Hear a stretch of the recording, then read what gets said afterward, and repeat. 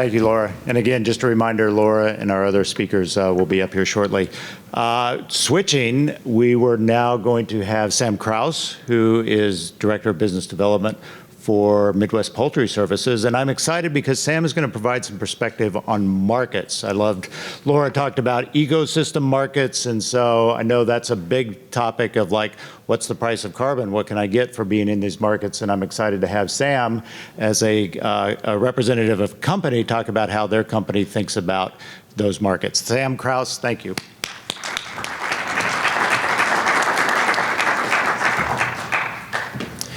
Thanks, Kevin, and hi, everybody.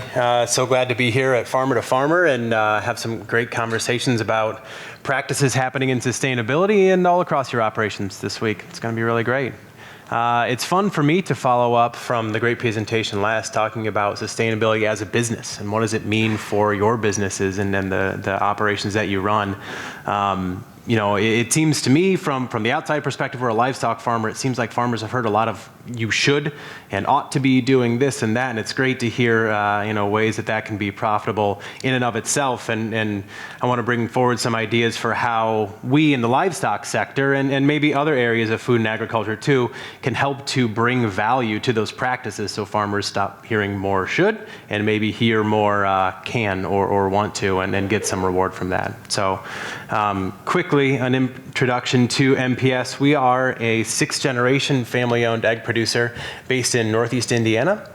We've got our start actually with a water-powered grain mill in the small river in our town in 1875 and have been growing ever since. Through the years, we had different things that a small town needed to survive, like coal and ice. We kept selling feed as well. Family lore says that at one point we sold moonshine when we were doing coal, things a small town needed. Through the years, we changed along with the changes and the needs of our customers. We stopped selling coal as people got gas-powered furnaces. We stopped selling ice boxes when people had refrigerators. And we stopped moonshine when liquor stores opened back up. But in the 1960s, farmers were getting more vertically integrated. And we saw the model of feed production that we had going away. So it was actually my grandfather who said, you know, we need to get into our own livestock production so we can manage the whole vertical supply chain. And that's what we did. In the 60s, we got into egg production and have been growing in that ever since. Today, we are the 8th largest egg producer in the country with operations in Indiana, Illinois, and Texas. So I want to talk, when it comes to sustainability for eggs and sustainability for MPS, we focus a lot on feed. And the reason is that when it comes to livestock production and eggs in particular, feed makes up about 50% of the carbon footprint of our eggs. You compare that to other animals that you hear more about in the sustainability space, specifically beef, and you see on this slide that actually the farm use, so the emissions coming directly off of the animals are a much higher percent. Well, in eggs, we can install as many solar panels and use as many electric vehicles as we want to, but until we're really addressing exactly the kinds of conservation issues that we heard about, we're not really going to be able to move the needle on what ultimately our customers demand of us. They want more sustainable products throughout the supply chain, and you know, we want to be able to deliver on that.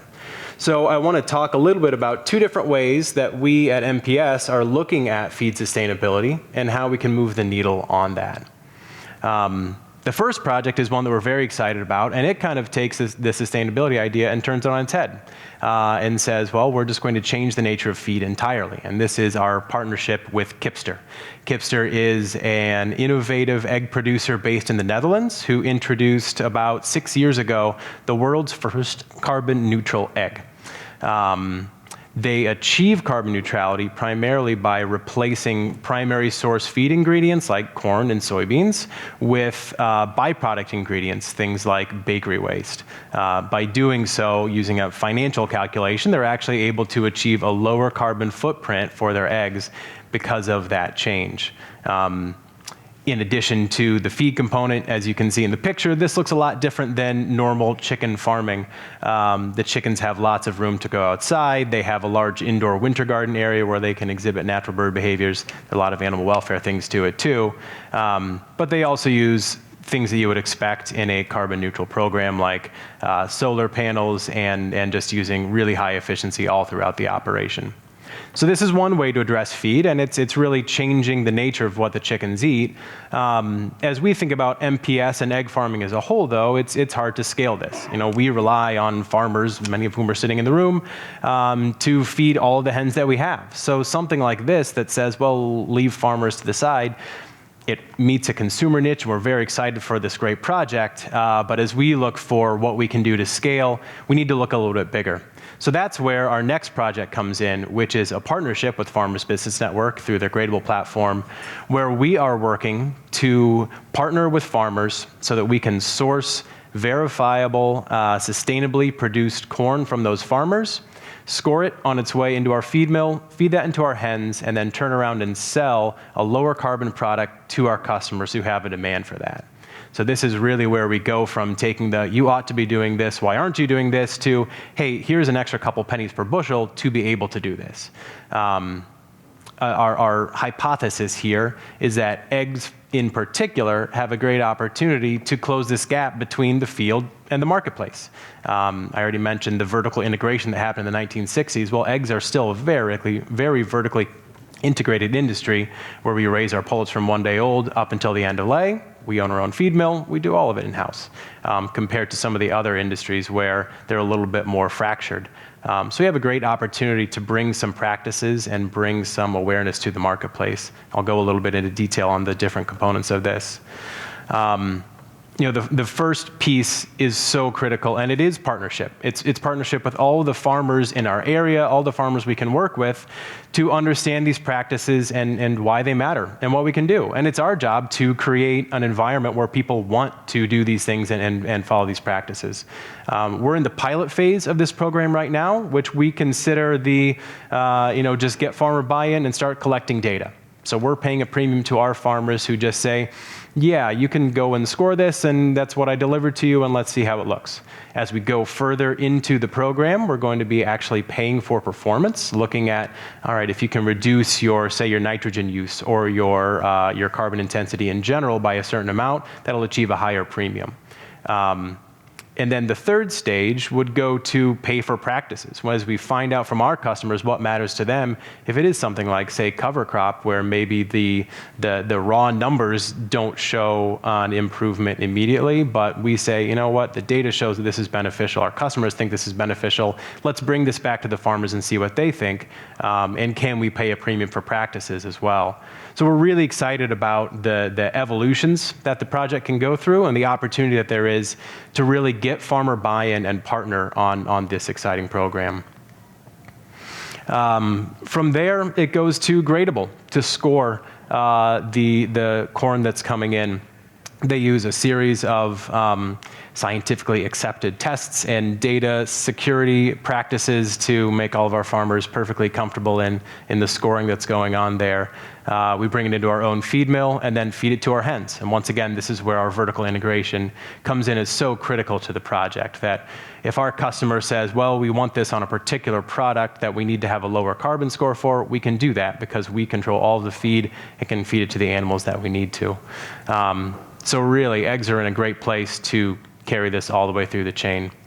And why are we focused on this? We saw the climate science, what's happening in the world. There's also what's happening in the marketplace. Every retailer that we work with is being pressed on this to a bigger and bigger degree. And we know that you're hearing about it probably from your lenders and different folks in your community as well.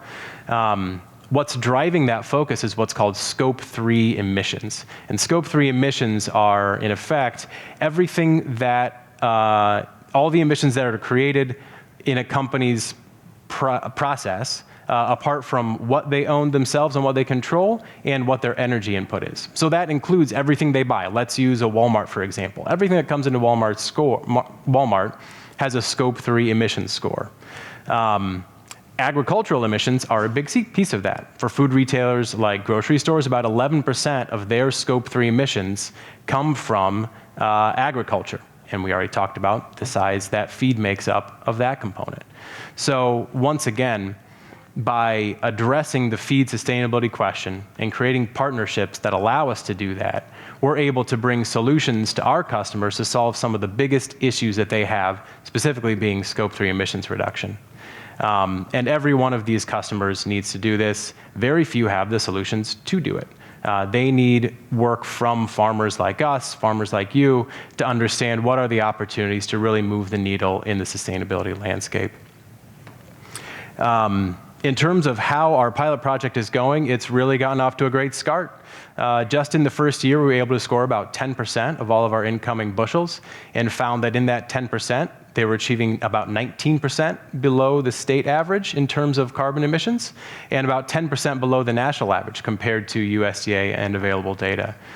So we're really proud of the farmer network that we have in, and we're excited for the buy-in that we've gotten. Customers are excited about this program. They're still in the early stages of learning, like I said, but they know that there's something there, and they need help creating those solutions. And farmers are excited. Farmers, like I started out, they've heard you should, you ought to, you should be doing this and that a lot. They're excited for the opportunity to really partner to bring these practices onto their farm, which they know are the future. They know they want to do these things, and having the opportunity to do it at a profit and with customers is a very exciting thing. So we're excited about where the project is going. We hope that there's more opportunity for partners like this with farmers and with other producers, say in eggs and other livestock, to create opportunities like this all the way through the customer. With that, thanks a lot.